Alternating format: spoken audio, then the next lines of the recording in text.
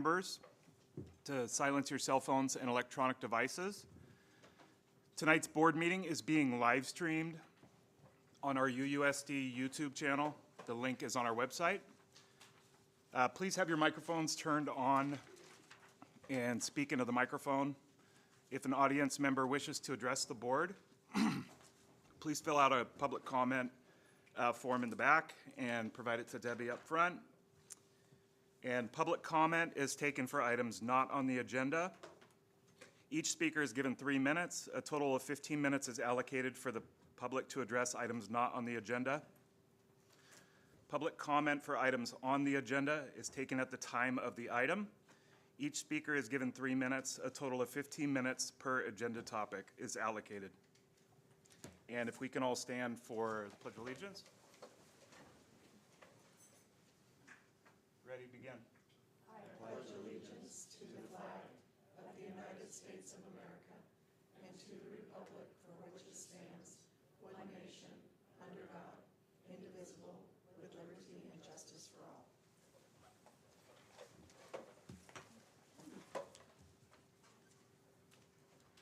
Thank you. Item C3, report out from closed session. Regarding item B9, sorry, it's May. Regarding B9, there was a motion by Fernandez, seconded by Nelson, to deny a certificated leave of absence request. The vote was 6-0, roll call vote.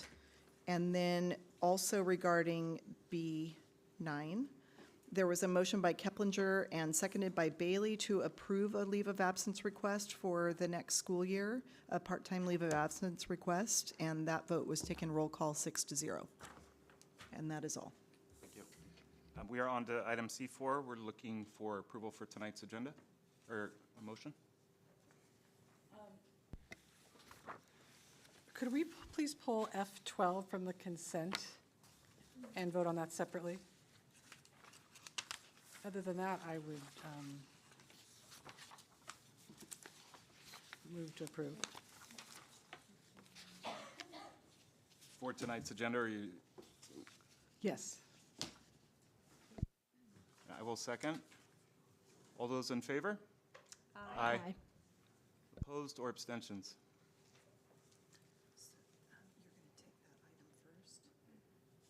We're going to vote approved the consent agenda. Yeah. Oh, yep, sorry. the Got it. agenda. Yep. So now you're going to take that item, Fred? Okay. F12, we'll take that one first. Okay. We are looking at the consent agenda, item F12. And this is for the approval of MOU with Space. And I'm on that board, which is why I'm not abstaining. That's item 13, right? It's 13. Memorandum of MOU with Nira and Arnold. I have the wrong agenda, evidently. Okay, good. Sorry, Zoe. 12. Or maybe we all have the wrong agenda. Okay, It is F12, correct? yes. I'd like to make a motion to approve item F12. I so move. All those in favor? Aye. Opposed? And abstentions? Me. And now we're looking at the consent agenda without F12, correct? Correct.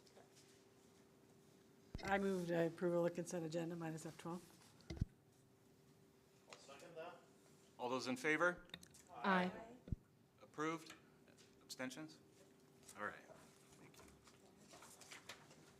Thank you. Item C6. If I could have teacher Kristen Tangerin come up, please, to the podium. Here. Trustees, this is Kristen Tangerin. She is an amazing math teacher at Eagle Peak Middle School. And she was awarded a statewide award for our California League of Middle Schools Teacher of the Year. And we're just all, on behalf of the board and me, we are so proud of you. And I know her family is out there, and I want to thank you, family, for the sacrifices that you make so that she can be an amazing teacher in the classroom. So Thank you all so much. We are so lucky to have her teaching our kiddos, so. Thank you. Thank you.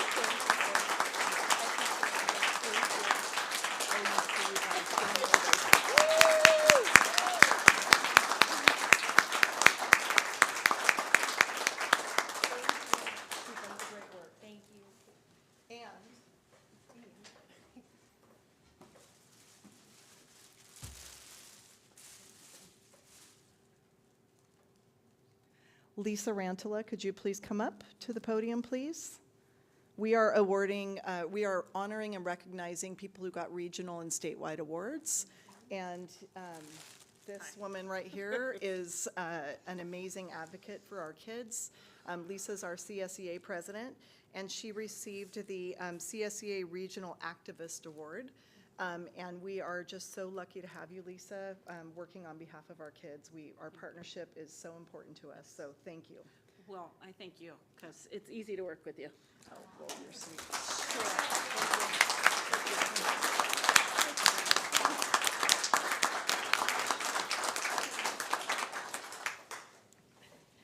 And part of Lisa's family is also there in the back. Thank you for your sacrifices, both for your family and Lisa, and for the sacrifices that you make as a county office employee. So thank you, Heather. Yep. And Sarah, could you please come up here?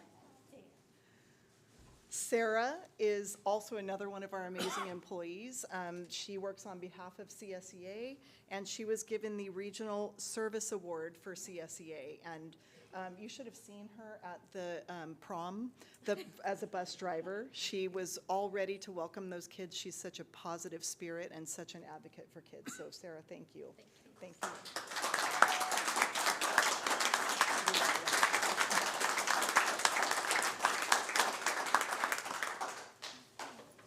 And I have one more recognition on behalf of the board. Skylar, could you come up, please? Come on over here.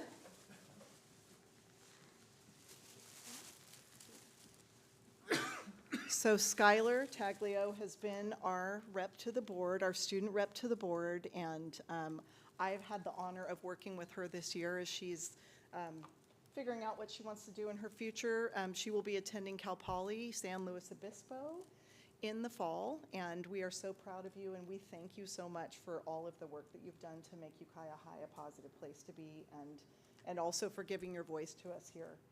So this is for you. You can read it later, but you should open this now. So anyway. Right, like right now? Yeah. Okay. Yeah.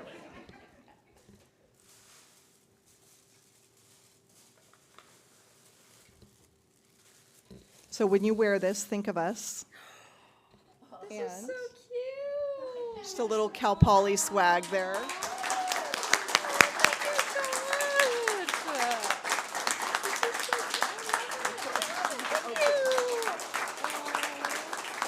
I will confess that your mother helped us pick that out. So anyway, you can, thank you.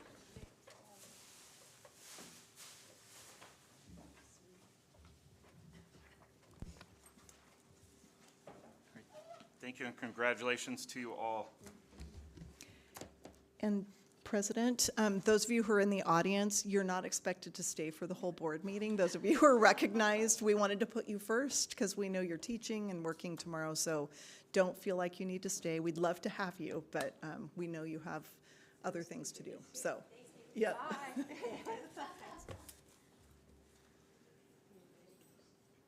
All right, item C7, acceptance of donations. We have the total for the May donations is $150 on two separate donations for RVO EP. I'll move to approve. I'll second. All those in favor? Aye. Opposed? Abstentions? Thank you. And Skylar, you're up. Okay, so things have definitely been quieting down as the school year comes to an end. Only less than a month left, so that's crazy. Last time I talked about prom. Prom was super successful. There was so much food with a super nice charcuterie board and specialized drinks. There was like a whole truck outside that had 2 drinks specifically for our theme, because our theme was like Tangled, if you've seen Tangled with like the lanterns. It was really beautiful. And so they had 2 Tangled drinks, which were really nice. There was indoor and outdoor seating, which was super nice because there was a lot of people and we could all spread out. And the weather was kind of bad, so it was nice that there was an inside area for where you could be warm also. We just finished up with ASB elections. The new president is Gabriella Damian. Vice president is Gabriella Breen. So 2 Gabbies. Secretary is Anaí Andrade. And treasurer is Victoria Martinez. And your new rep to board is going to be Gwendolyn Johnson. And class elections have also finished up, so we are done with both of those now. Baseball is going to playoffs, which is super cool, and I know that softball senior night was last night, and that also went super great. Volley in the Valley is coming up, which is basically just a tournament kind of thing, similar to March Madness, or Midnight Madness, which was the basketball tournament that we did, and it was super successful, but this Volley in the Valley is going to be a fundraiser for the boys volleyball team, so that's exciting. Spring Fling was last night and tonight, which is the vocal music department's night with jazz tunes, Broadway hits, solos, music and scenes from Wicked, Grease, and Hamilton. So that's super nice. Our assembly, end of the year assembly, is going to be on May 29th, where we're going to be honoring retirees, which is new, something new that we're doing, and volunteer of the year and things like that. And then graduation is on June 6th. So we're preparing for that and getting ready. We also just had senior signing day, which was super nice at the high school. It was really, really nice this year. They specifically shouted out where each person was going to school who came up to the thing, and we each got what our rope, or I don't know what they're called, the rope that is going stoles that are going to go on, and we're going to wear them at graduation and see all of by literacies and things like that. So it was really nice and successful, and yeah, we're just getting ready to end the school year.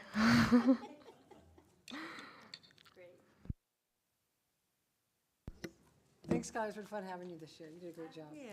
I have had such an amazing time, so everyone is so kind and welcoming, and I told the new rep to the board that she should not be stressed out because everyone is so sweet, and she's going to love it, so yes. Yeah, thank you so much for everything you've done this year and representing your school. So, item C9, employee organizations. CSEA, Sarah. Am I supposed to say my name? Because I didn't last month because you called me out by name. My name is Sarah Dixon. I'm the CSE Vice President, member on the bargaining unit, and a job steward. I tried to get Lisa to do this month because she was here and she told me no. Good evening, Superintendent Cuban and members of the board. The updates that we have, our barbecue is coming up in a couple of weeks. I always forget what it's called, the Classified Employee Appreciation Barbecue. So we're still preparing for that, and we're excited for having a good time. It's for all classified, the Personnel Commission and CSEA is joining together. Food and games, that will be a lot of fun, and door prizes. Last week, we had our monthly meeting, and we voted on awarding 3 members, children, seniors, $2,000 scholarships each. Our bylaws say $500, and we chose to give $2,000 to each of them this year, so that's really exciting. Last weekend, we did have the CSEA award weekend, and 4 members went. It was a lot of fun. It was a good community. Like, it was welcoming. It was a lot of fun. Stephen and I received our jackets there, and they're off getting embroidered for our job steward jackets. I'll have to keep looking at this because I forget everything. And then as the end of the year is approaching, we're all looking forward to some time to recoup and then prepare for next school year. For the most part, employees are happy. The biggest complaint I would say is that Employee of the Month is great, but members would like to see more appreciation from their departments, maybe like a lunch lady day or a custodial day. We did have bus driver appreciation day, and Deb did come to that, thank you.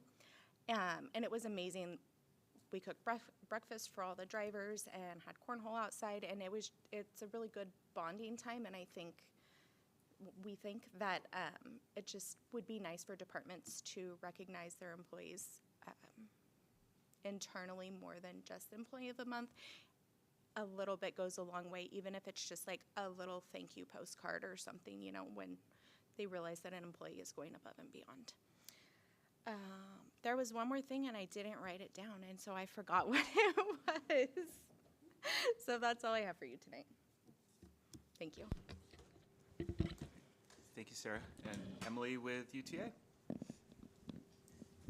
Hi, everybody. Well, I'm going rogue.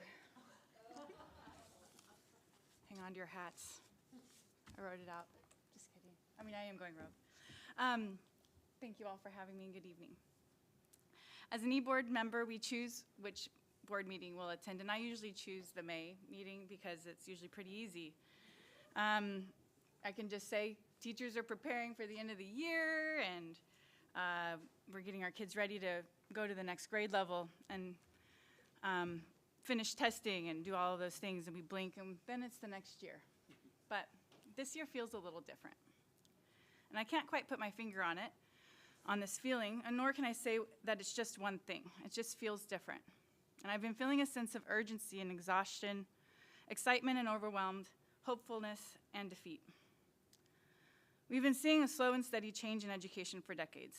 And I have many people that ask me why I think that's the case. And again, I don't think it's just one thing. I worked in special education for 12 years and moved to Ukiah Independent Study Academy this last year. And it's been quite an adjustment, and I find so much joy in this new field of alternative education. I have an opportunity to develop individual plans for students, and I work very closely with families. It gives me a really good sense of the child's day and what it looks like when we're not in a traditional in-person school, which is why I've come to really understand the importance of our role in not only a classroom and in our schools, but in our community. As everyone here knows, likely knows, our counselors were given a letter of terminating the school-based mental health grant 2.5 years early. And I do want to thank the district for appealing this, as we all know how vital these professionals are to our students and staff. And oftentimes working behind the scenes to make sure that quiet student doesn't get overlooked or that rowdy student isn't misunderstood. And this directly impacts the classroom achievement and student behavior. And this termination letter has given us an opportunity to really spotlight the critical role they play, and it shouldn't just be an additional resource, but rather a necessary resource. Some people wonder why education now needs so many additional resources, such as counselors. Well, I just watched a limited series on Netflix called Adolescence. And for anyone who's unsure of what some of the children are going through in this generation and have to navigate with regard to technology and social media, it's a must watch. We're in the middle of something really big, an epidemic of technology. We have built the world where children can hide away in their rooms and fool themselves into thinking they're connected. Adults can fool themselves into thinking that at least my child is safe.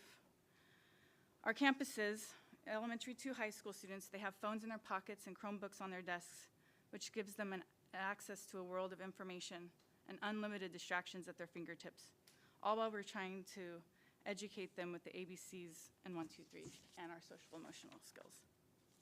This all comes at a cost. We are at a crossroads of how humans make connections. Teachers make connections each and every day, and we continue to lose our children to depression, anxiety, and social isolation. Our screens have tricked us into thinking our kids are safe and connected, but they aren't. This is where our counselors have made such a difference. Teachers, bus drivers, custodians, paras, cafeteria workers, they all see the students struggling in so many different ways each and every day. But we don't have the time or the expertise to address these underlying issues. We work together as site teams to provide students the support they need to navigate a world that gives you everything and nothing all at once. I have a tile at my house that I hang among my family photos, and it says, what can you do to promote world peace? Go home and love your family. This is a reminder that I look at every day that we can't control big things. We can't even control little things sometimes. But what we can control is ourselves and how we react, how we treat others, how we interact with our children in the community, how we can make room for more tolerance of differing points of view. We can seek to understand and listen rather than have a knee-jerk reaction to judge and explain our own thinking. As teachers, we try to meet our students where they are. We adapt and adjust, accommodate, educate. And teachers are so much stronger when we stand together, and when we work all together in this field, we can make a big difference. While we always put the students at the center of everything we do, but at what point do we really need to look at the whole child? And sometimes the concerns we have are so much bigger than a classroom, than a school, or even a district. But when we have a strong and informed community, we can truly understand what teachers do each and every day and the concerns that we're coming across. We can begin to find solutions to a problem. When we work together and collaborate with educators, administration, mental health providers, and other professionals, we're able to catch some of our most difficult cases. And teachers will continue to wrap up for the year, and we'll do it to the best of our ability to usher our students into the next year, preparing them the best we can for next year's assignments, assessments, social interactions, and beyond. I wish I had answers, but more than anything, I wanted to bring an awareness to the changes in the children that we are all noticing. Technological conveniences come with drawbacks, and as a teacher and a parent, I believe we need to address these adverse impacts, and if we don't, we may not have the resources in place to catch our children before they fall. Thank you very much. I appreciate your time.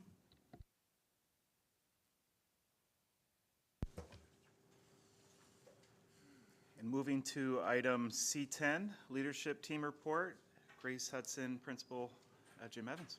Welcome.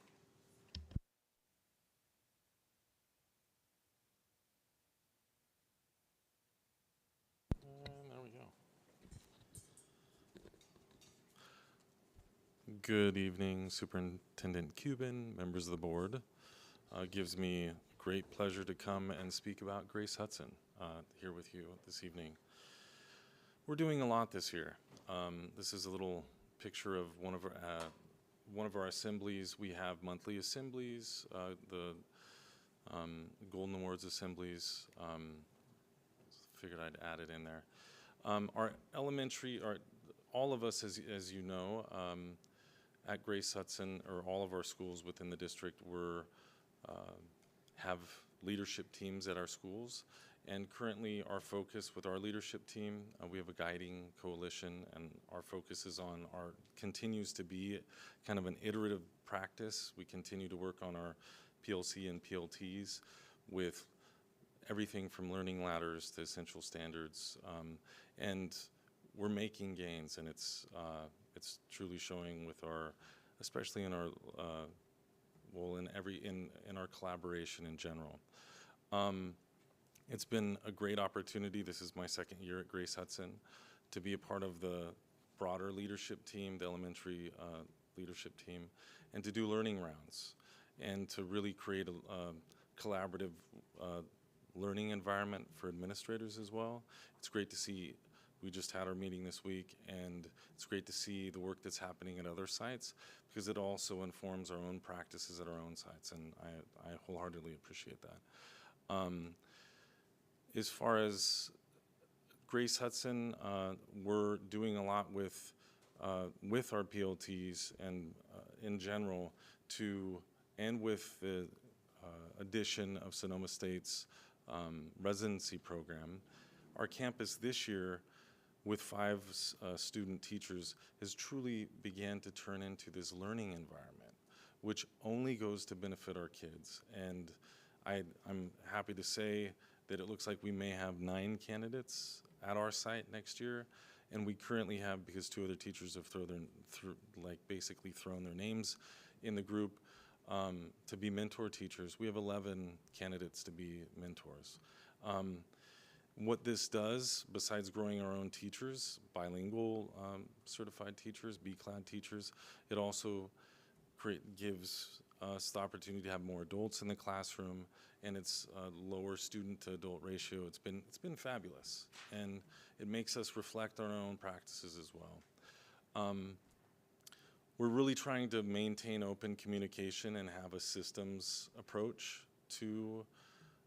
at Grace Hudson. We have a staff website where we have school-wide data that staff have voted on at our SBDM meetings to open up all school data for reading to all staff so that we can make decisions on practices and programs in our school.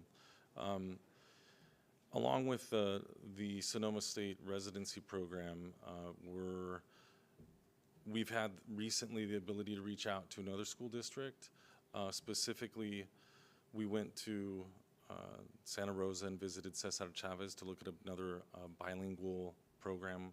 Took a kinder team this last week, and it was really refreshing to see kinder team and our reading specialists along with our TOSA. And it was really informative to see we're doing good things. This is our 20th year here in Ukiah, and everything that we saw was a reinforcement of the practices that we currently have. At Grace Hudson, we have an overall focus on student reading and small group instruction. We have some universals that we're working on in the classrooms. And one of them is, or there's multiple things, but I can statements, clear learning objectives. We're also working on visual schedules that students are used to following in all classrooms. We're trying to be clear. We're trying to work on also things like collaborative conversations. We're good at that because we're a language school, but we want to, since COVID, we're coming back, and as a district leadership team as well, we're focusing on those structures in the classroom. The systems approach is really important. We have both at Grace Hudson, we have certificated meetings, and this morning I had my classified meeting. We're trying to have an open door policy. I have one, but as a staff, we're all members of the same team. Our goal and our focus is on our students and their success. This year we were fortunate enough to be one of the schools in the district that was recognized with the California PBIS with platinum level. We just finished our application that was due on Friday, yesterday. So we're excited to hopefully get that recognition again. We continue to, tighten up our practices. We're very fortunate. We have not only primary level interventions, but we also have a tier 2 team that meets weekly or bi-weekly to review our student successes and challenges, and we're putting interventions in place to support our students in need. We try and follow trauma-informed practices, and that's something we've been doing, and as was mentioned by our CSEA rep, and also by the UTA rep, we truly do utilize our counselors on a daily basis, both the district counselor and our school site counselor. They meet with students daily, not only individually, but in small groups. So the termination of this grant early truly does affect our daily function, if you will, because we have students in need in this community, as you all know, but I just thought I'd bring that up. We're very fortunate with the Prop 28 grant. We have 2 art teachers currently that are teaching classes at least 3 to 4 days a week, and we feel very fortunate. One is a retired teacher that's come back, and we've got art happening at school. Other things going on at Grace Hudson. We have social emotional instruction, as mentioned. These are other things that our counselors are doing. We, in essence, really are trying to create a learning environment that is not only bilingual and biliterate, but also that feels safe and where students feel that their voice is valued and they know who to go to if they have a problem. We have many things that we put in place with, besides zones of regulation, and as part of our implementation of PBIS, which is overall, we continue to fine-tune our implementation, but we have expectation stations, we have classroom expectations, we have student action reports,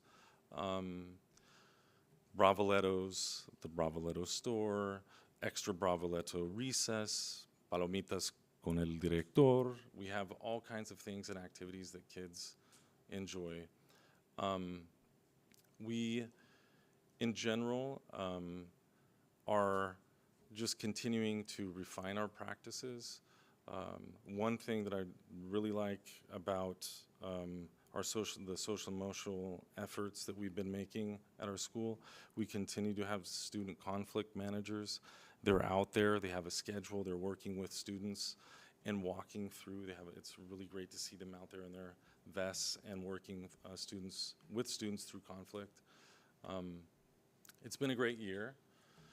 These are images from our El Día del Niño, which we switched the time this year, went earlier when all staff were present on campus. And there were concerns that there wouldn't be as big of a turnout, but we had at least 300 to 400 people present. It was a success. We're doing great things at Grace Hudson. If you ever want to come by and visit, please don't hesitate. It's great to walk the hallways. I know that some of you have students or have had students there, but we continue to hone our craft and expand, especially with the addition of another TK classroom next year. We'll have 3 TKs and roughly 470 students. Yeah. Thank you. Thank you.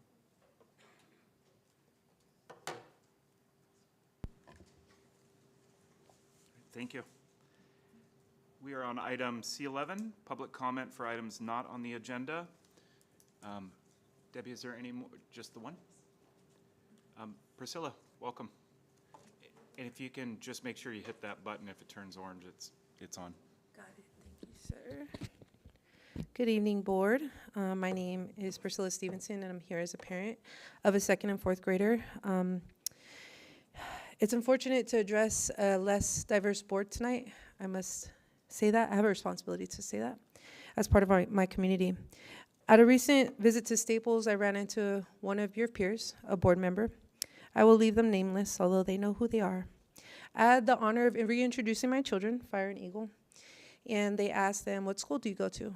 They responded, "Frank Zeke." They said, "Do you like it?" Fire looked up at me, and with those big eyes, those big, beautiful Shoshone eyes. I said, "It's okay, baby, you can tell the truth." She says, "No."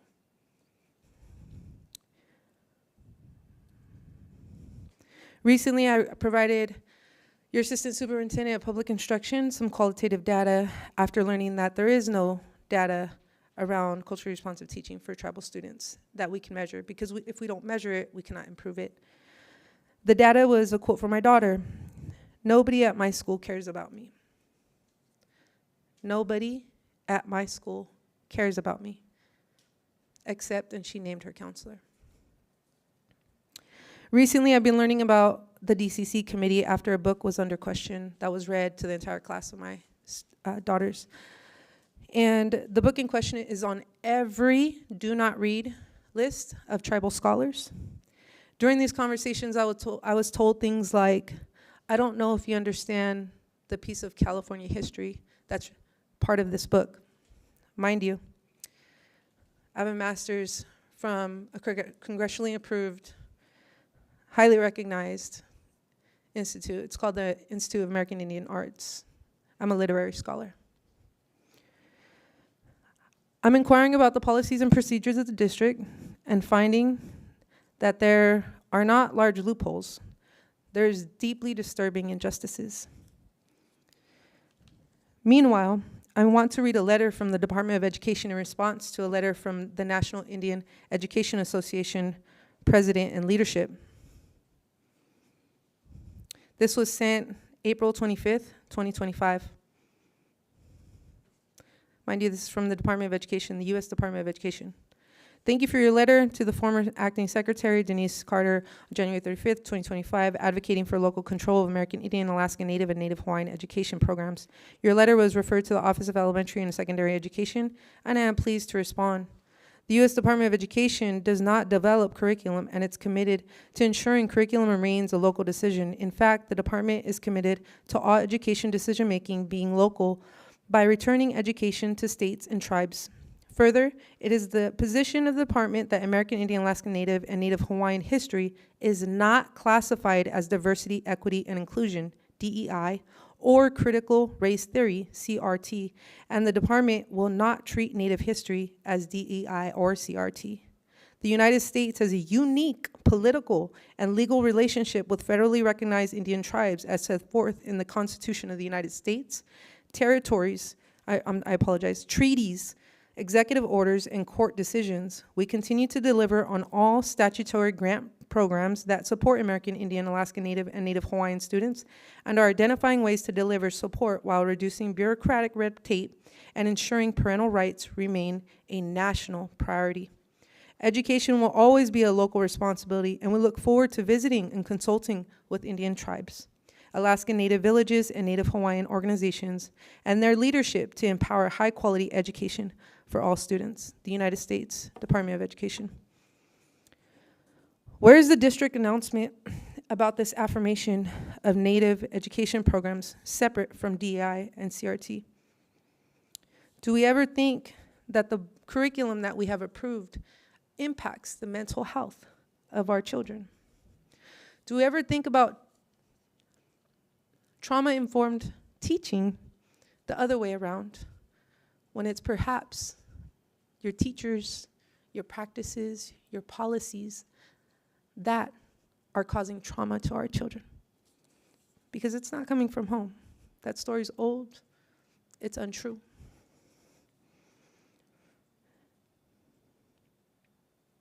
Ukiah Unified School District is clearly out of compliance with state recommendations, laws, legislation, and national priorities.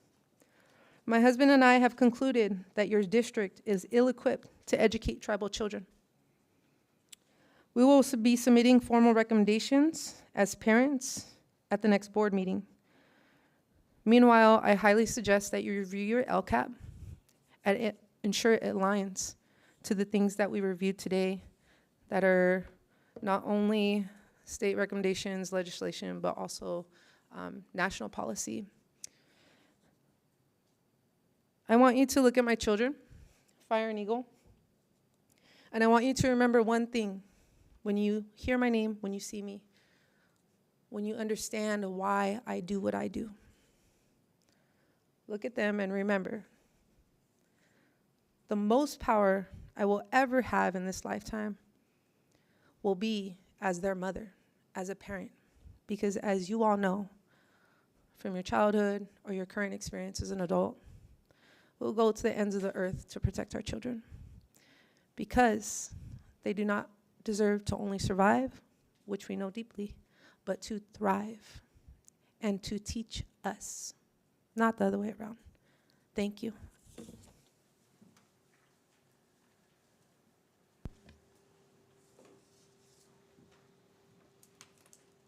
Thank you. We are on item D1, Superintendent Student Advisory Presentation. Good evening, trustees. I have 3 amazing students here with me tonight. We have a few missing. So we have adjusted and pivoted. These guys are amazing. So anyway, they are here tonight, our Superintendent Student Advisory Group. There are 18 of us this year. Last year's group wanted to add middle schoolers, but we have 3 amazing students here, and I'm here as backup. They all went over this presentation on Monday and were assigned slides, but we are missing a few, so they are jumping in to cover for their other students. So, Bodie, introduce yourselves. Awesome, thank you. Let me grab this real quick. Good evening, board. It's great to see you all again. My name is Bodie Gower, ASB president at Ukiah High School. We're going to talk a little bit about what the Superintendent Student Advisory Council is, and then also go over the student perception survey that was taken last month. Currently, the State Superintendent Advisory Committee was created by SB 997 in 2022. And state law requires that each school district by the 2024-25 school year create some sort of council that helps to make make recommendations to the district on certain implementation of policies. And as Deb mentioned, we have about 18 students on our council from middle school through high school. And really the main goal behind the Superintendent Student Advisory Council was to be the voice of our student body and to really make recommendations and talk about some of our experiences and perspectives here at our campuses. And so, as we were talking about the student perception survey that was administered just a few months ago in March of this year, we had about 1856, it says on the board, respondents from secondary schools that talked with about an increase of 30 participants from the 2022-23 school year. And really part of this, as many of you know, that this survey is very important, and we try to highlight that as we were sending this out to students to make sure that they did fill this out, because as you guys know, that this is important in informing the district on the priorities and how to tweak their priorities and their action plans regarding the strategic plan. And we really did try to highlight that as we sent this out to our students. A couple of the brief highlights I want to mention.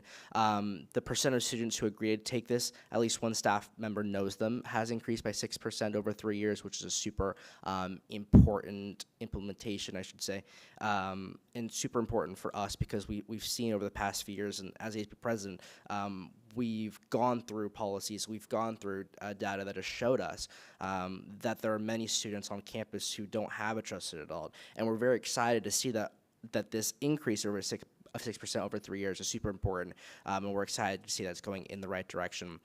We also see that the amount of students who feel both socially and emotionally safe at school has increased over the past year, which is super a good sign for us, as well as we did add a few questions this year, and that was also kind of based off the recommendations of the council from last year to this year.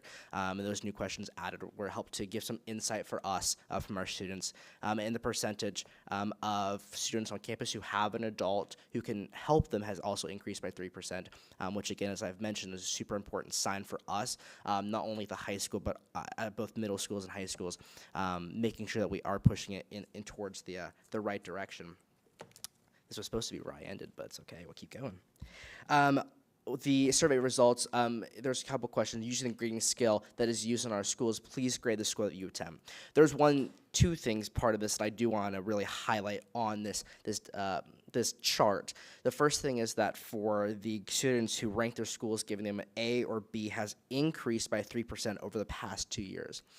We were really excited about that. You can also see that the amount of students that gave their schools C, Ds, and Fs have decreased, or at least have stayed about the same. We have not seen any data from students that have said that went up in a negative direction. So we're really excited to see that part. Also, the second part of this is understanding the academic expectations that your school has on our students. And you can see that the percentage of students who understand that academic expectations have actually decreased from last year. And so really we're trying to figure out what to attribute that to. A lot of the policies that we're doing, I think that coming from last school year to this school year, that there were some things that changed at campuses that did contribute to this. And so we're really going to really try to work as site-based student leaders to really try to increase that for next year's results. The other part of this is I feel emotional. I understand the behavior. I went the right way, right? Yeah, there we go. I can work at this. I feel emotionally safe at schools. We see the percentage who feel emotionally safe at school has increased by 4% over the past year, which is super exciting for us. We really have tried to, especially at the high school in particular, make that part super important in a lot of the policies that we've implemented over the last year. We've done a lot of programs, we've done a lot of events that have really tried to target that and making students feel more welcome on campus. At the high school, we've been playing music before school, during lunch, and we've also been putting a lot more events on campus for students of all ages to attend, to really make sure that they are getting the full part out of their school experience, and really goes to this emotional, safe aspect that we're trying to address as well. So that's my part, and I'll turn over to someone else. Hi, my name is Anaya Andrade. I will be the ASB secretary next year at Ukiah High. As of right now, I am a junior. So I have at least one teacher, counselor, or staff member who knows me as a person. So the percentage of students who agree that they have at least one teacher, counselor, or staff person who knows them as a person has increased by 6%. This is one of our district's key metrics for Priority 5. The percentage of students who agree that they have provided with useful information about careers, colleges, and other opportunities has decreased. We plan to analyze more to see the trends at school. Although there was an overall increase over 3 years with students who agree that they have an adult on campus who helps them with their work, this has decreased from last year. With the UHS and Palmita schedule changes for next year, we will see if this indicator will increase with required tutorial time. We need to work to increase the percentage of students who know how to get help at school. And the results on this survey have remained flat, which is providing specific input on how I am performing at school. And then only 30% of our students agree that they look forward to coming to school on most days. We agreed that next year we want to ask follow-up questions about this to understand what students think of this question. We were thinking that overall it was just like students don't want to go to school. It's not really like problems about school, it's just they're lazy to wake up. And most students rate this question as good and great in regard to their access to their personal academic data. And then students expressed concern about the cleanliness of the campus. The group has discussed that in many cases this is a student responsibility issue, not necessarily a staff issue. I think that students don't pay attention to like just throwing trash, which isn't the staff's fault at all. It's mostly the students. And then we're gonna turn it over to Skylar. Thank you. Hello, as you guys know, my name is Skylar Taglio. I'm rep to the ward. And yeah, okay. So 46% of students agree that their school is preparing them for life after high school, which is okay, but yeah. Skylar, I'm just going to add, these are the new questions that the council wanted to add, so we don't have multi-years of data here. So that's why there's only one bar. 62% of students agree that they feel comfortable around their classmates, and 54% of students agree that there is someone on campus that they are comfortable confiding in and sharing their feelings. This Wordle shows the top 10 words found in the 2 to 3 positive things about school as expressed in the open-ended portion of the survey. So the big ones we can see are teachers, friends, school, staff, things like that, which is all great. And then this Wordle shows the top words found in their 2 to 3 areas to improve. We see clean, food, bathrooms, teachers, things like that. Phones. And then this was the open-ended questions where areas of needed focus. School cleanliness. As a group, we discussed that school cleanliness, at least on UHS, well, actually, all of the kids in the student advisory group kind of collectively decided that cleanliness is an issue that only the students are contributing to. I have seen so many custodians cleaning up all the time at school, cleaning up bathrooms, going in during break, during many classes during the day, and I think that unfortunately kids just don't have respect for cleanliness around their school. So that's a big part and issue of that. Grading, assessment practices, and homework policy.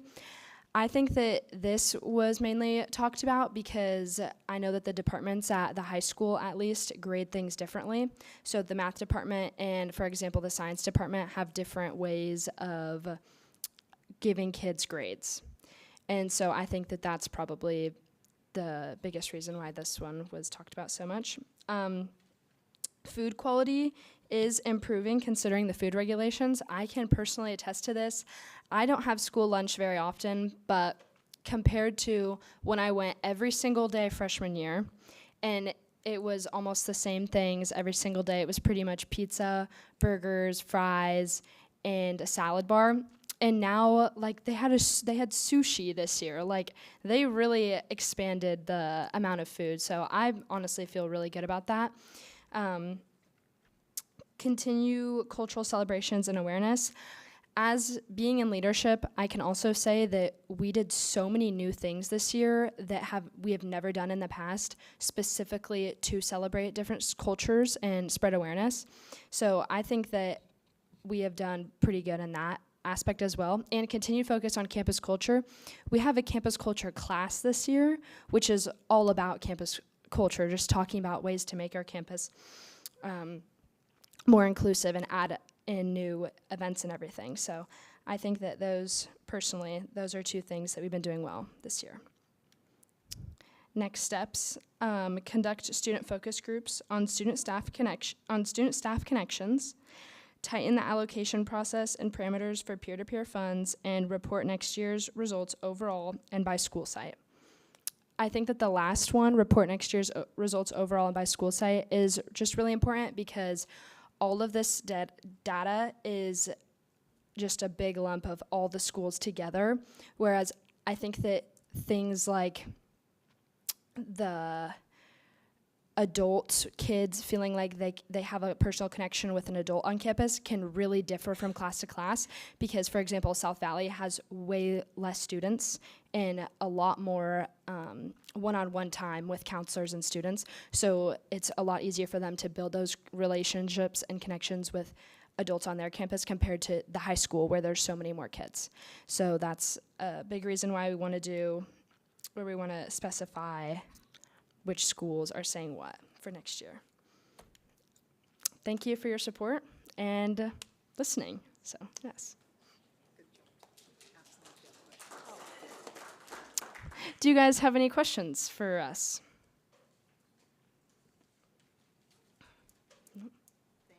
Okay, thank you. Oh, yeah, I have one, sorry. Just one question. It's a blend from all the different school sites, but do you know how many respondents were from each school? You have that information? Not in this presentation, but Right. yes, we have it. Okay, I'd Yep. be curious to see that just in terms of. And attached to the board agenda is the students didn't select every question to report out in this presentation, but you have it in the packet. So if you want to go home tonight and review the responses to every question, you can. We do have it by school site as well. Great, thanks. So. Yes, and while Bodie Gower is here, I'm just going to brag on him just for a minute. Bodie is our ASB president, but he also founded the come on, help me with the title. The Northern California Youth Policy Coalition. Thank you, the Northern California Youth Policy Coalition, trying to get student voices to Sacramento. And I know that will continue on while you're off to Georgetown to school, but we really thank you for your service and advocacy for our rural areas. We need it, especially the student voice. So just want to acknowledge and thank him. And we hope that you will continue next year to continue things going. We have a student at the track meet tonight who was supposed to be here. We've got the championships going on, so we are missing quite a few students tonight, but thank you guys for jumping in and pivoting, and look forward to next year with you and wish both of you luck. Thank you. Yep.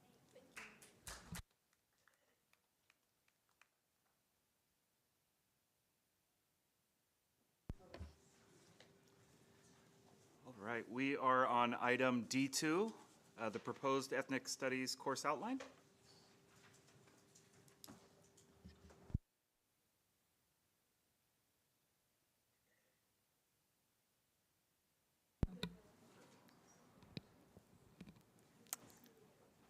Good evening, trustees and Superintendent Cuban. My name is Yureli Macias. I'm the Director of Alternative Education and Special Projects. And Ethnic Studies has been a special project that I've been helping to facilitate this past school year. And it's based on California Assembly Bill 101, which is stating that students who graduate in the year 2930 will have to complete a 1 semester or a 1 year course of ethnic studies. And then starting with the class of 25, 26, districts need to offer at least a semester course in ethnic studies. And in addition to this, courses need to be approved by the governing board, which is a different process than what we normally do with our course outlines. And so this is the first time that we'll be proposing the courses. And then we will be allowing for a public meeting at this board, and then we'll also bring it to the June board meeting. It's really not clear at this time whether ethnic studies will actually become a graduation requirement, because the California 2026 budget doesn't include funding for ethnic studies. But nevertheless, we're moving forward with the proposed courses, and we're going to be offering them this coming school year. And with this coming school year, we will also be soliciting additional feedback from students as far as how the courses are going. And then we'll also be continuing to look for new resources, and there'll be some additional model curriculums coming out that we'll be taking a look at as well. There's a group of teachers from Ukiah High School that have been working on these courses. We've gone to Sonoma County Office of Education, and we've participated in several collaborative meetings with people in the field of ethnic studies. And so it's been a whole series. There's year one is what we've participated in, and next year we'll be continuing that process in year two. And that training has been great because they're experts in the field of ethnic studies. So the courses that are being proposed for this coming year, and the outlines are attached as well, is the Ethnic Studies English 11, which is offering English 11, but through the lens of ethnic studies. Another course that we are proposing is Ethnic Studies U.S. History. And then the third course is an Ethnic Studies elective course. The Ethnic Studies elective course, we've actually been offering it as an elective for a few years now, and that was before this requirement came into place. These courses have also been brought to the district curriculum committee for review. They gave us initial feedback, and then they were also brought back this past week for final approval of district curriculum committee. Other spaces that we've had these courses reviewed were at School Site Council, Title VI Native American Parent Advisory Committee, the ELAC, English Learner Advisory Committee, Ukiah High Social Studies and English departments, and then we also held an Ethnic Studies Parent and Community Forum. So these courses will be brought back for final approval at the June 10th meeting. Are there any questions? Zoe? I have a couple questions. So the goals for each one of these different courses, are these goals that Ukiah Unified through all those paths you were talking about developed, or are these like state goals, or how are these? So California has an ethnic studies model curriculum, and within that model curriculum, there's 8 outcomes, and so these are the 8 outcomes identified by that. So they shouldn't vary that much from like district to district. They're sort of standard. Yes.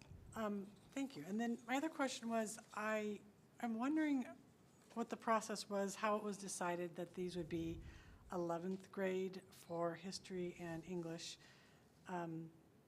Since a lot of kids take, APUSH and AP English language, and then they would have to take the ethnic studies as a year-long elective course, which would be fine. But I'm just wondering, did you all look at it being in prior freshman advisory, since you have those freshmen all captive in that class, or freshman English where everyone is in the same freshman English classes? Was that part of your thought process? We did. The committee is a little bit smaller than what we started with, but originally we had a lot more people come and give input, and we did look at all of that. We looked at the possibility of doing it through Frosh Advisory and what that would look like. We looked at English 10, we looked at a semester course, basically we looked at all the different possibilities. My role is really just to facilitate the process, and amongst the group, they felt like they really wanted to work with the older students as opposed to working with the incoming freshmen on these sorts of topics, and felt like the older students would gravitate more towards it. That was one thing that came out of the conversations. And then the other thing that came out was how well it could fit within English.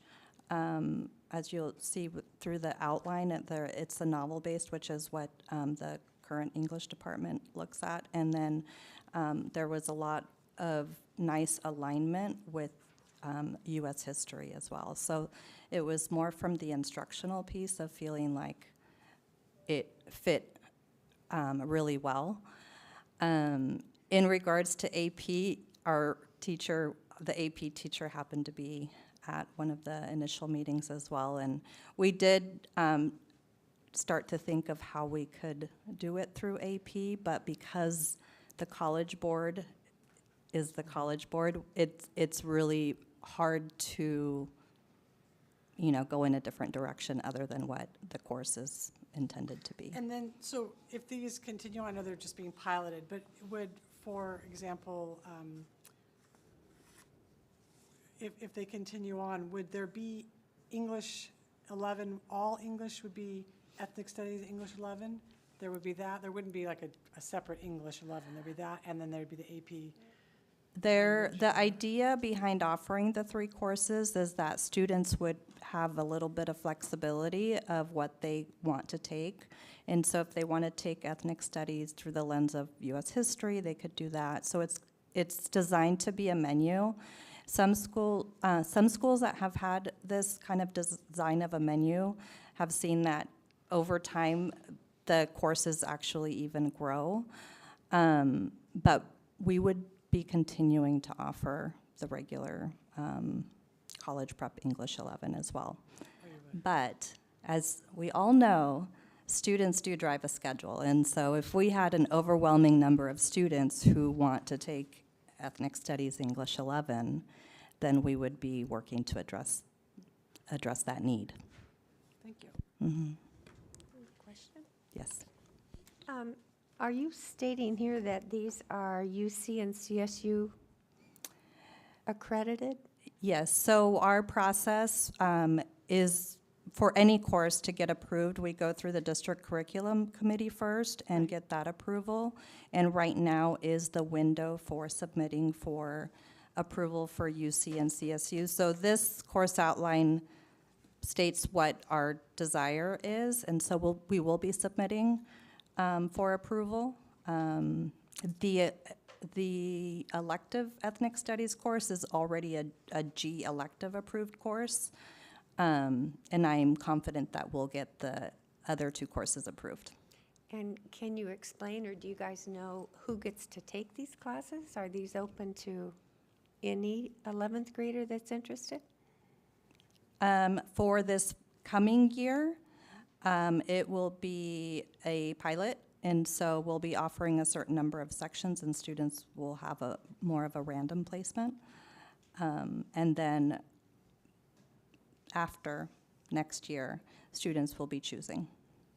Okay, so there's no prerequisite on that student should they choose to take one of these classes? No. Okay. And they would take, as an example, if they opted to take English 11 ethnic studies, that would be their English class as well. Okay, thank you. Mm-hmm. Go Tyler and then B. Did I hear you say that we're not sure if this will be a requirement? Yes, because they have not released funding for this requirement, and the bill clearly states that there needs to be funding. So we're in a little bit of limbo, but because the work is really, it's a lot of work, but it's really important work, we've continued to move forward regardless of what happens. But yeah, that's a piece that is unknown. And so that sounds like the intention is regardless of whatever mandates we get or don't get, that we will implement these classes. We are piloting them, and that is our ultimate intention, yes. I do want to say that in the ed code right now, it does list it as a graduation requirement. This has been very confusing for school districts because in the budget, it talked about how ethnic studies would be required as a graduation requirement if there was funding attached to it. We don't ever really get funding to develop new classes. So it got taken out of the budget and not funded. So there's a lot of confusion among school districts if we are required to implement this. But it does state in the ed code that it's a requirement. The other new requirement that is coming is a personal finance class. So we'll have to grapple with several of these pieces and how they fit into kids and their different scenarios and pathways and all of that. But Just one voice of many, but if this ends up not being a requirement, it would be really interesting to see if we could push, integrate this into our system. I can see, well, on a daily basis, I can see lots of uses for some of the conversations that might come up, but it seems like it'd be just for the conversations, it could be really powerful. I mean, I would be excited to take a class like this.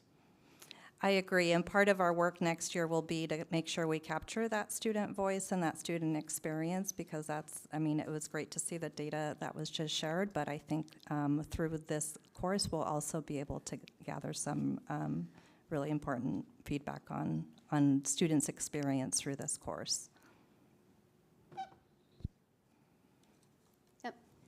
So I'm wondering, how were our people chosen who worked on this? It was an open invitation for anyone to join, and then there's a lot of work behind doing it. So it was whoever stuck around and said, yes, I want to do this. It was really important for us to have people at the table who were really excited and passionate about it, and so that's who we have at the table. So we had enough who wanted to do this and put all that work into it.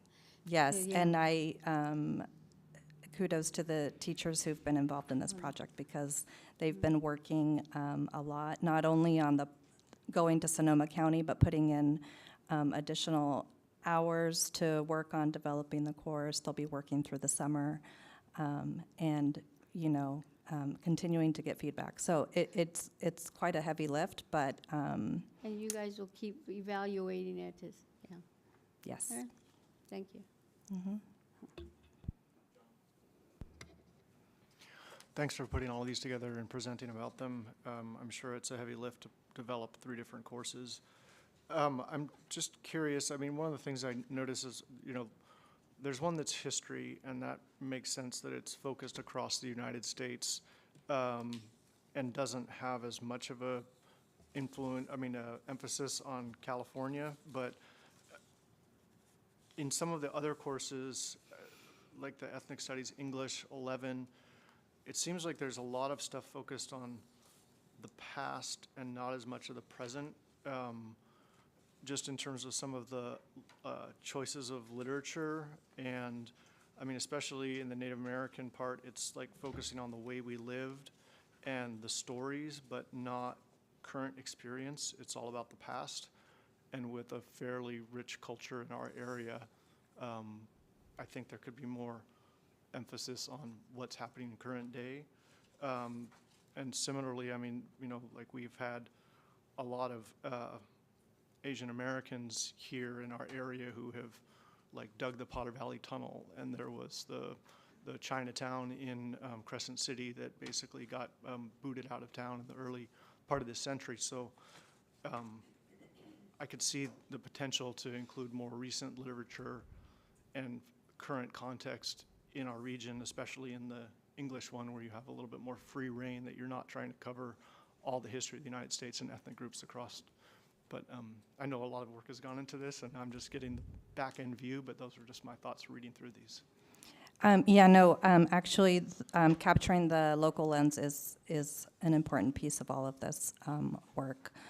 with regard to the Native American unit, we are anticipating, fingers crossed, that there's a California Native American model curriculum that will be coming out, not soon enough, but it will be, it's projected to come out in September of this school year, or I'm not sorry, of 2025.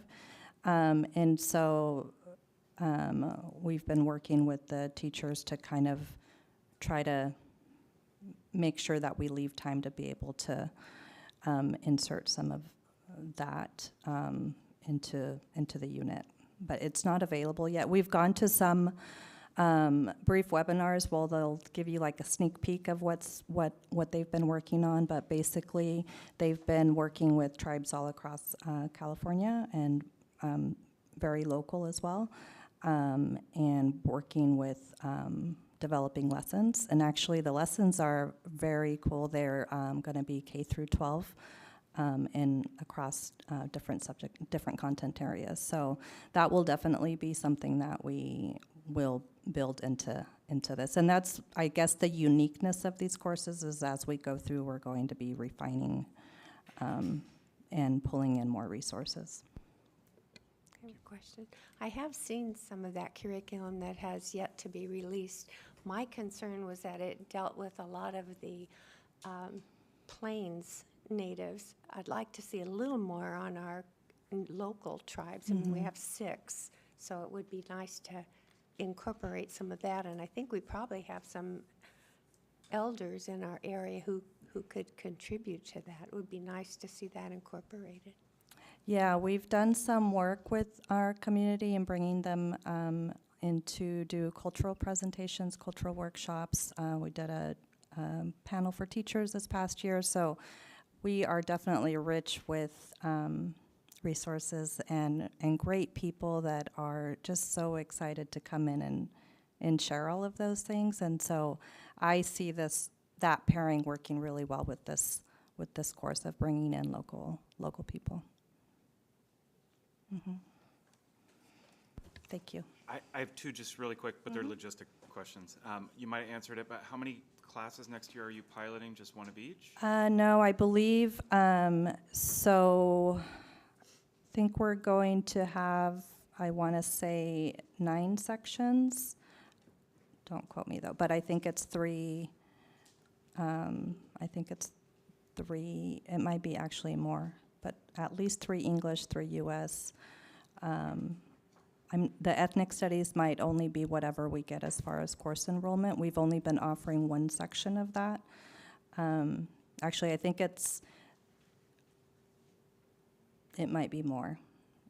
Okay. It might be, I'm thinking of the teachers and their teaching assignments.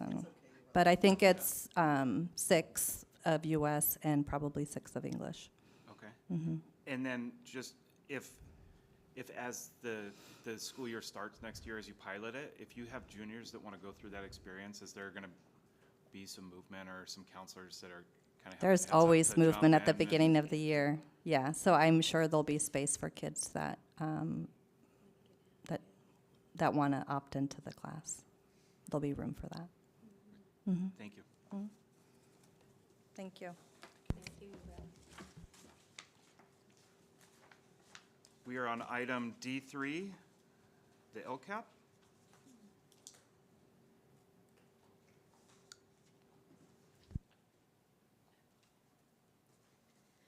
Good evening, Superintendent, and good evening, School Board. Tonight we're here to present the work we've done on the 2nd year of our Local Control Accountability Plan strategic plan. So we are completing our 1st year, and we have been working on getting ready for our next year. We have been doing all of our partner engagement through February, March, and April. And tonight we bring a draft with some additional changes to the strategic plan LCAP for the 25-26 school year. And so the easiest way to look at it right now is you have the budget list, the strategic plan LCAP budget list in front of you. And things that are highlighted in yellow, bright yellow, those are additions that we're considering right now. This is our first draft. And you'll see that there are some also highlighted in kind of a very light yellow. Those were already approved in February when we came to you in February and looked at the positions for the strategic plan, LCAP. And so those are already in there. Those were to support our migrant ed students. We had additions there to support that. So we wanted to just walk through what the changes and adjustments are. Superintendent Cuban will speak on some of those because she's got some exciting plans in there. The first one is to, it's part of our monitoring of the strategic plan LCAP, but it's to create a district-wide data system. And Deb, would you like to speak a little bit more about that? Yes, so we've done a little bit of work this year, mostly some training around how to evaluate and assess programs. But it hasn't gone as fast as we would have liked. So we're looking at actually a software system, and also continuing our connection with Joel Rabin, who is working with us on data. We've asked him to help us build a system so that when you ask questions like, wow, we're spending $1 million on tutoring, is it working? We actually can have a good answer for you at the fingertips. So that is what we're going for. We've got some more work to do, though. So we've allocated some funding to get that kind of finished off. Once it's finished off, the second half of the year, we'll have Joel work with us on building our capacity and learning the systems. So that's that. If you go down to the next line, provide artificial intelligence training. We had put that in as an action, but we didn't put any specific funding in for that. We've been working on a plan around our artificial intelligence training, our acceptable use policies, and some other policies on that. The funding would help increase to have instructional technology leaders at our sites that will help teachers and other staff understand artificial intelligence. So that was in addition. Also, if you look at the next line down, additional technology and instructional materials, we had added 100,000 more last year, but we weren't sure if we were going to be able to do that this year. And so based on the funding that we received, we were able to, or that we're estimated to receive, we were able to add some additional funding in there.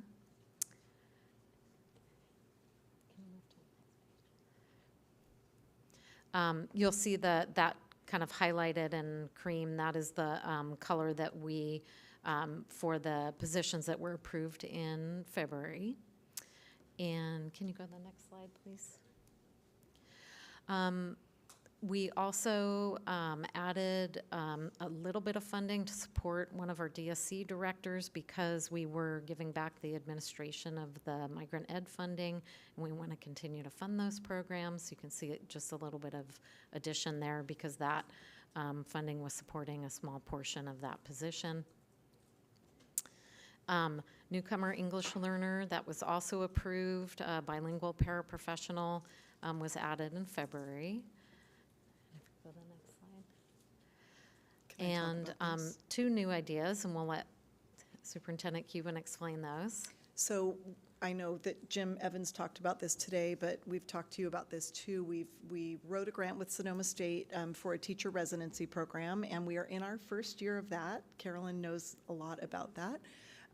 It is, I have to say, for the first time in, I don't remember how long, our first round of elementary interviews, we hired all credentialed teachers.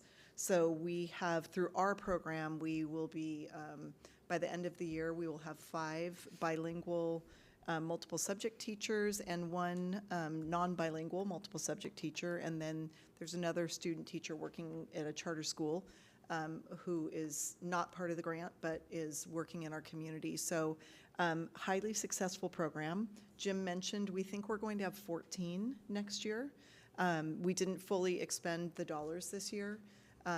So that is one of our great strategies. I was recently contacted by Humboldt County Office of Ed. They have a teacher residency program for special education credentials, and we said, please sign us up. There are some differences in the stipends that they're paying teachers, and we know that if you're a mentor teacher in our district, it should all be the same. Doesn't matter what grant you're working under. So we've put a little money in the budget to make all that equal. So we're very excited to just really expand on that opportunity to grow people in our community. Several of our teachers who are in the program now were paraprofessionals for us, bilingual paraprofessionals, and now they're going to become teachers with us. So we're really excited because it is our applicant pools are pretty thin. Not a lot of people wanting to go into the teaching profession, unfortunately, even though it's the best profession on the planet, as a former teacher myself. So anyway, the strategies like these help us create credentialed teachers in our community, and so we're excited to continue those. The second piece of this is we're having the same issue with attracting administrators, school administrators, and so just always reaching out and thinking of creative ways to fill those positions. And Sonoma State is eliminating their educational leadership program. That's where a lot of our people go to get their administrative credentials. So I reached out to San Diego State. Dr. Doug Fisher is an amazing educator, and he runs their educational leadership program, and I asked him if they ever partner with school districts, and they in fact do. So we are looking to approve some funding for that so that we could run an administrative credential program in partnership with San Diego State here in our school district. So San Diego State would teach half of the classes, our administrators would teach the other half of the classes, so we could ground it in our work that we're doing, and I'm super excited.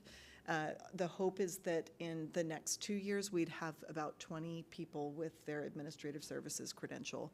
So we're really trying to look toward the future of the district with our hiring practices and staffing, and we really need to get creative about how to get people qualified and credentialed. So we probably won't need this much.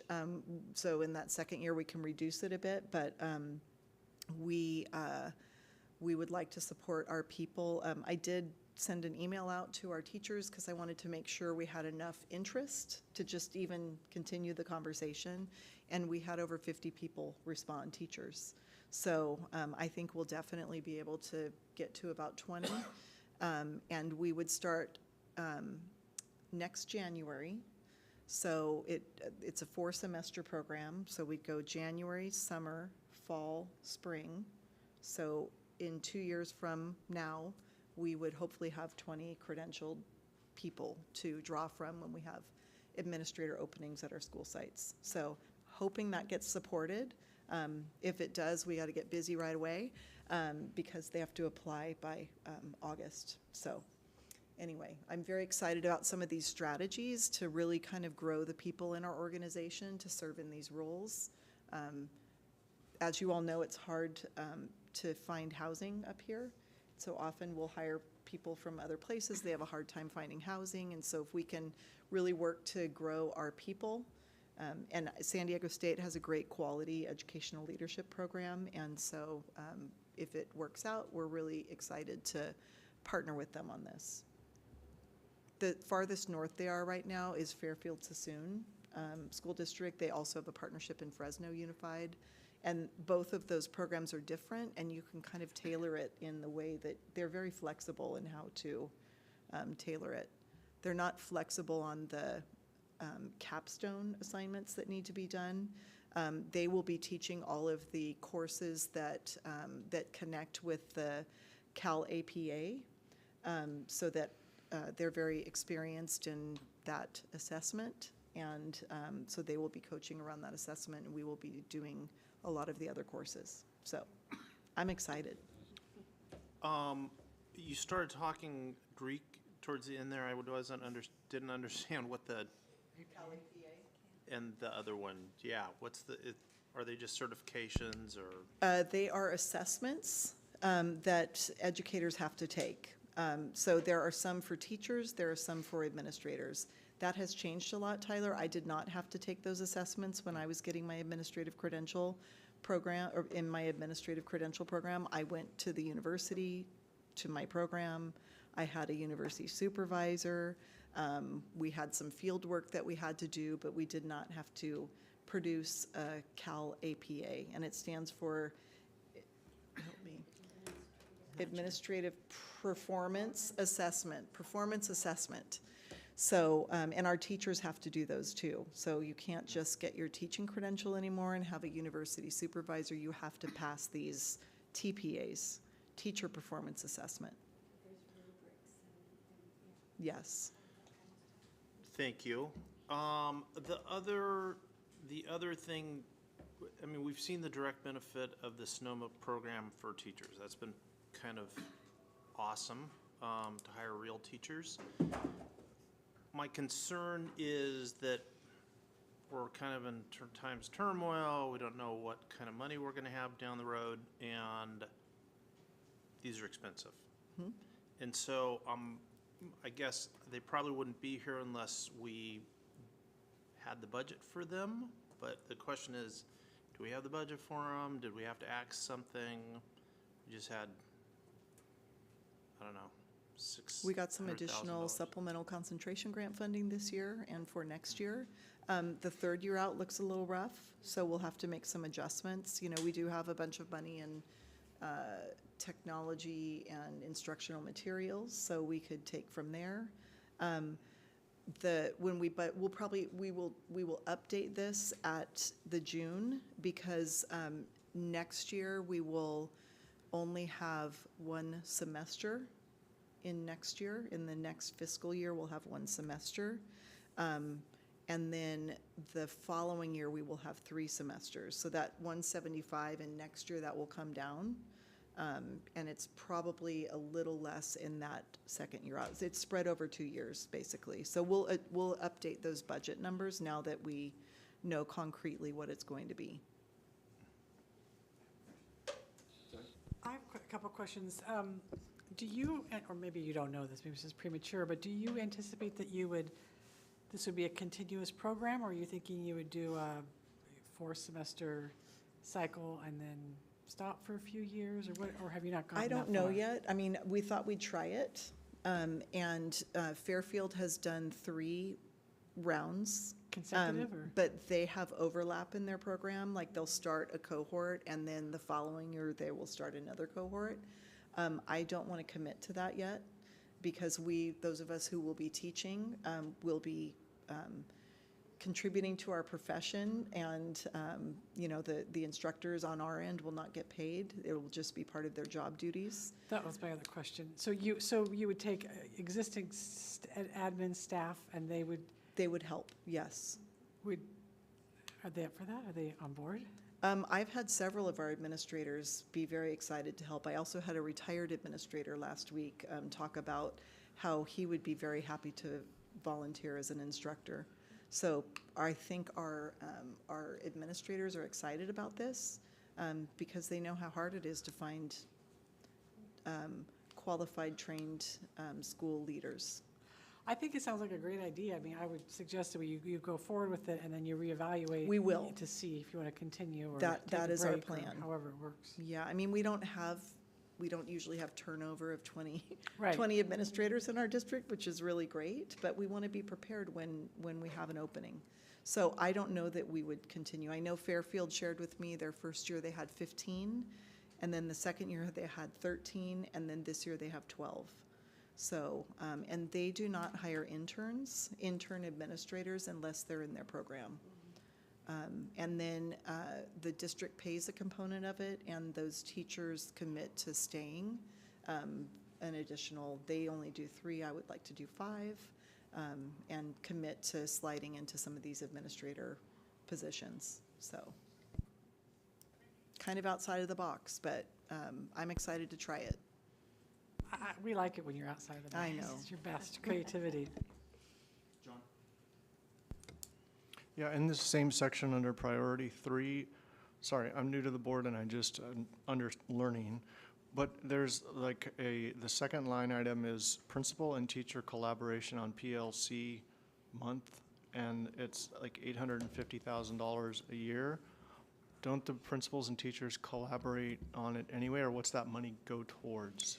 It's a big chunk. Several years ago, I don't know how many years, maybe 8 years ago, we had to, the contract language around PLCs was that the principal was able to do one staff meeting a month, and the rest were PLCs that were planned by the PLC, and it didn't involve the principal. So we bought some contract language so that that day could be collaboratively planned. Is that the best way to describe it, team? Very nice way to describe it. Very nice. So we gave a salary increase to get this contract language. So that is like, that's money that goes to the salaries. is how that- Yeah, it's like 2%. Okay. It's a salary It's- augmentation to collaborate between the teachers and the principals It in was- meetings where the principals weren't there?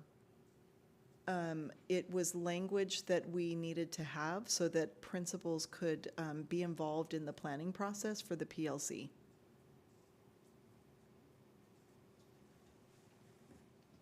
Okay. I guess I'll learn outside of here. It just, we're talking about. It was a negotiations item. Right, okay. And so, yeah, we were just talking about the budget impact of these two programs that seem to build out our future. And in that same strategy was a line item that was like 4 times as big. And so I thought that, I don't know where there might be leverage, but things have already been decided by this board ahead of time, and I don't know all the details. But, and if we're going section by section, I'll hold other questions till later. Okay. And Katie's just highlighting the changes from the changes. improved plan, so, yeah. So if you look down the next bright yellow item, we increased the professional development allocation by 150,000. We had a lot of feedback around needing more cultural awareness training, and it allows us to do more things in the summer and do more events and more panels. As Ureli Macias explained, there was a lot of feedback, positive feedback from staff, like we want more training. So, and from our Title VI committee and our DLAC committee, we also had a lot of input on we'd like more training. So we've increased that by 150,000. And then the other thing that we increased was the WebLink crew and student leadership. And I'll let Deb Kewen explain that one. I want to speak to that because last summer, our high school went to the California Association of Directors of Activities conference that's at UC Santa Barbara. And I think it was profoundly,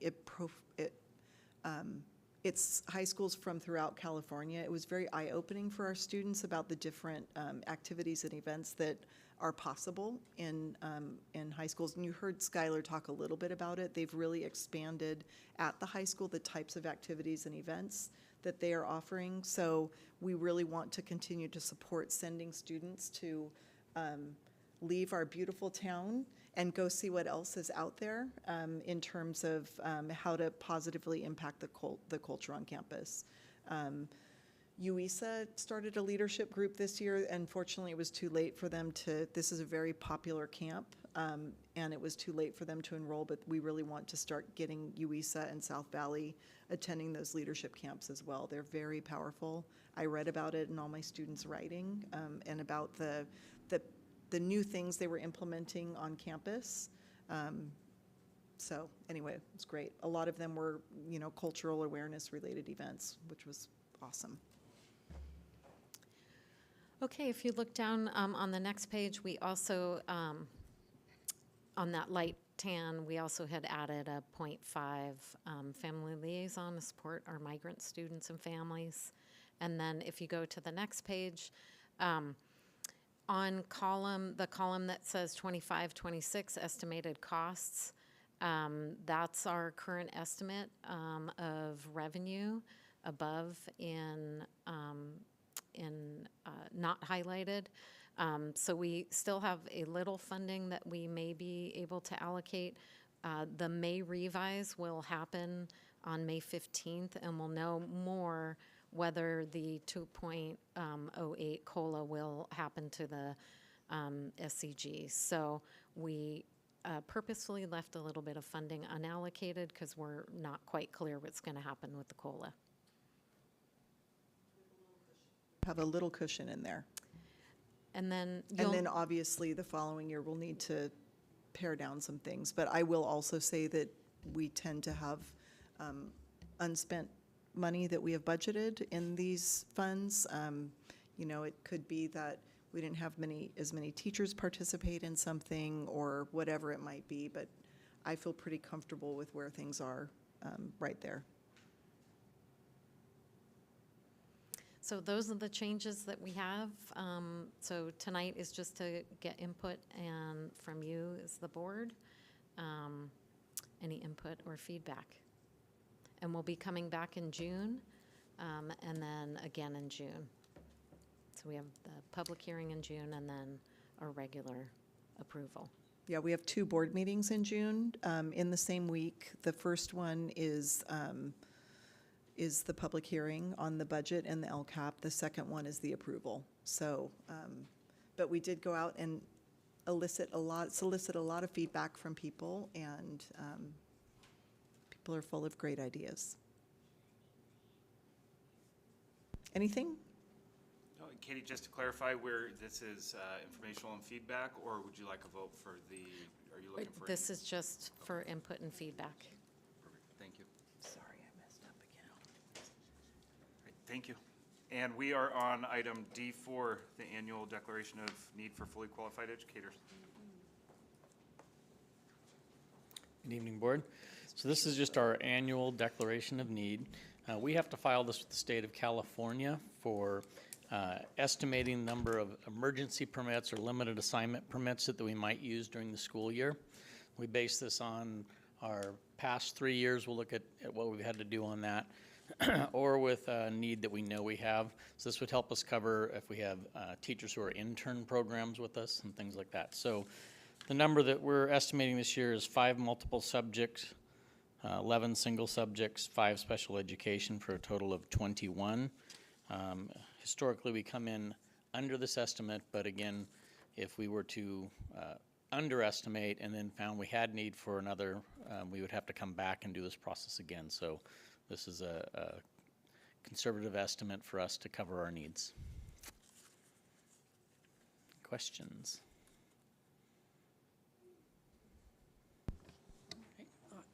I move to approve the annual declaration of needs for fully qualified I'll educators. second that. All those in favor? Aye. Opposed? Abstentions? Right, thank you. And we're on item E1, Superintendent's Report. I'll keep it brief. It is a very busy time of the school year, but so much fun. It's a lovely culmination of all of the hard work of our staff and our students and our families.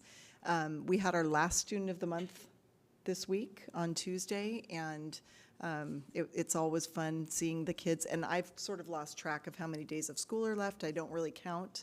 And I said that, and a kiddo behind me said, "We have 20." So some of the kids might be counting, I don't know. But anyway, we have a lot going on. On Tuesday, the night that we had Student of the Month, we also had the track championships going on at the high school. We had a softball game and middle school soccer. And that place, Ukiah High, was just booming and packed with people. It was really very fun to see. Hopefully you can come out to our elementary track meet tomorrow. It's always a kick to watch those kids compete. Our elementary schools are very competitive with each other. So that's at 3 o'clock at Ukiah High, and it'll be super fun watching the kids compete. We've got lots of graduations, promotions, scholarship nights, so many things going on probably every single night. So you're invited to all of them. And it's just a very fun time to see all of the excitement going on in our schools. I think we have a band concert tonight also. Spring Fling, yes. Again, it's really hard to keep track of all the events we have going on, but I wish we could pace them out a little bit. But it's very exciting, and I'm very proud of our graduating seniors. I was at senior signing day at the high school, and I loved the way that they highlighted the kids who were going off to college, but also the different technical schools they were going to and careers that they were rolling into. It's just really fun seeing the culminating accomplishments of our kiddos. So very proud of all of the love that is poured into them and all of the effort from our staff with our kids. So I think that's all I will say. And we are on E2. Zoe? And I'm sorry, Tyler, yours is on. I wasn't sure if you wanted to say something. When she gets nervous and ceases to talk, I'll step in. He's jumping the bit. I want to say two things. I went to CTP's day of the provider, be a provider, which was really nice. There were a lot of community people there. I mean, UPD was very well represented. Fire department was there, a lot of our staff and our students. It was really, really nice. William Feather did a really nice job organizing that, as he always does. And then the other thing is Tyler and I went to Coast a week ago, 2 weeks ago, where through CSBA we went to Washington, D.C. for an advocacy conference, which was really interesting. There are about 350 board members and superintendents, because it was a collaboration with AXA. And we had some really interesting speakers come and talk about sort of the state of education from the federal lens. And then we also went to Capitol Hill and met with Huffman's office, his staff. He was not available, to talk about some priorities, some funding priorities through CSBA, which were special ed, to fund more for special ed, which he is sponsoring a bill for that, and he has for several years. So, you know, we were preaching to the choir. And also for the CEP, for the meals for students, our community eligibility program, because the federal component, they may try and reduce that. So we were advocating for that. And we were advocating for, teacher workforce, money for teacher housing. Yes. And we were also, You're doing awesome. Can't even remember yesterday. there were a couple other ones, but it was a really interesting time. It was sort of fascinating to, some of the speakers had great perspectives, and it was very different than, you know, being here in Ukiah. So it was a really great opportunity, and I would encourage people to go if there's an opportunity in the future. Yeah, I guess Zoe wrapped it up pretty well. We're really lucky that our district supports us in our continuing education as board members. We see our microcosm here and kind of get stuck into it. And when we're released out into the wild, it gives us an opportunity to come back with bigger, better ideas on how to improve our district. CSBA puts on a great show every time when we've gone to AEC in the past, the annual education conference, did some MIG training that the district supported me in. They just do a nice job. If we have the funding, I think as board members, when we have the chance, it's a great education. So, and then the other part about it is it's really hard to tell if we made a difference, but if we don't go to Sacramento, if we don't go to DC and say, hey, you guys, this is important stuff, we know that we're not going to be supported. But if we say something, we may be supported. So I don't know. The history of DC was super awesome. I love that part. But participating in our government is also super, super cool. So it was a great trip. Thank you, Ukiah Unified, for making us better.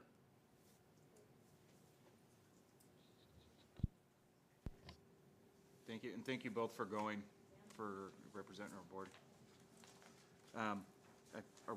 Do we do agenda planning? Yeah, we are to planning right now. All right. Oh, there it is. I do not have the sheet.